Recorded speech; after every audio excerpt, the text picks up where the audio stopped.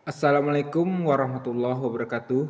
Perkenalkan, nama saya Muhammad Dodi, kelas 2C Hukum Tata Negara, NIM 106240093, mata kuliah pengantar ilmu hukum dengan dosen pengampu Bapak Z. Haryanto, SH, MH.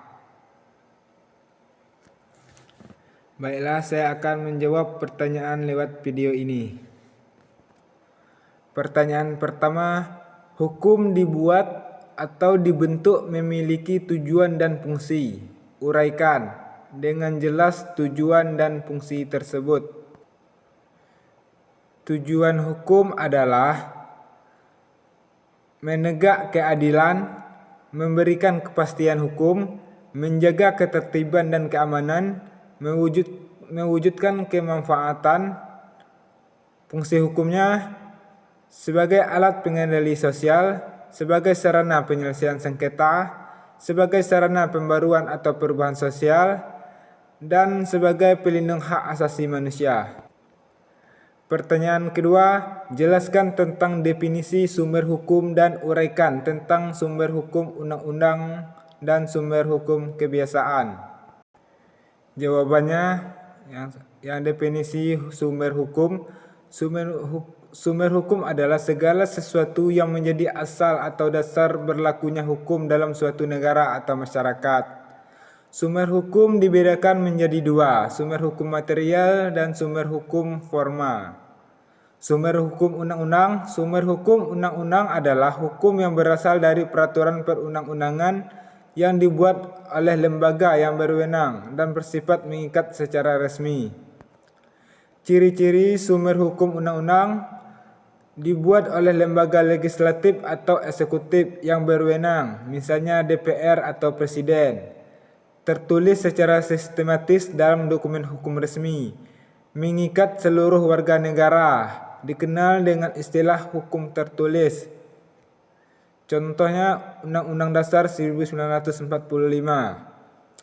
Sumber hukum kebiasaan atau hukum adat. Sumber hukum kebiasaan adalah hukum yang berasal dari kebiasaan atau praktik yang sudah lama dilakukan oleh masyarakat yang dianggap mengikat dan dijalankan secara terus-menerus karena diyakini sebagai kewajiban hukum.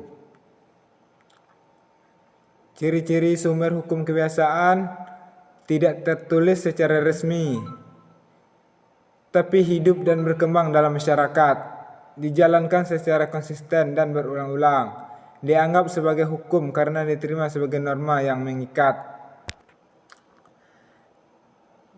Pertanyaan ketiga, jelaskan tentang persamaan antara kaidah hukum dengan kaidah lainnya, serta perbedaan antara kaidah hukum dengan kaidah sosial lainnya. Persamaan kaidah hukum. Jawabannya, persamaan kaidah hukum dengan kaidah sosial lainnya. Kaidah hukum adalah salah satu jenis kaidah sosial yang mengatur tingkah laku manusia dalam masyarakat. Kaidah hukum memiliki beberapa persamaan dengan kaidah sosial lainnya, seperti mengatur perilaku manusia, bertujuan menjaga ketertiban sosial, bersifat mengikat, muncul dari kehidupan sosial. Perbedaannya kaidah hukum dengan kaidah sosial lainnya. Kaidah hukum dibuat oleh lembaga berwenang atau negara, sedangkan kaidah sosial dibentuk oleh masyarakat, budaya atau ajaran agama. Perbedaan keduanya kaidah hukum tertulis, sistematis, dan formal. Sedangkan kaidah sosial lainnya tidak tertulis atau informal.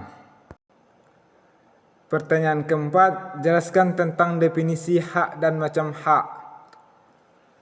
Jawabannya, definisi hak adalah segala sesuatu yang secara moral atau hukum menjadi milik atau kewenangan seseorang dan wajib dihormati oleh orang lain. Contoh, hak untuk hidup, hak mendapatkan pendidikan, hak mengeluarkan pendapat. Macam-macam hak dapat diklasifikasikan dari berbagai sudut pandang. Berikut adalah beberapa pengelompok yang umum.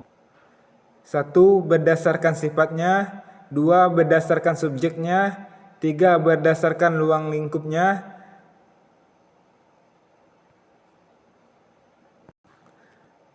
Pertanyaan terakhir. Uraikan dan jelaskan tentang perbuatan hukum dan akibat hukum, serta berikan contohnya. Jawabannya, pengertian perbuatan hukum.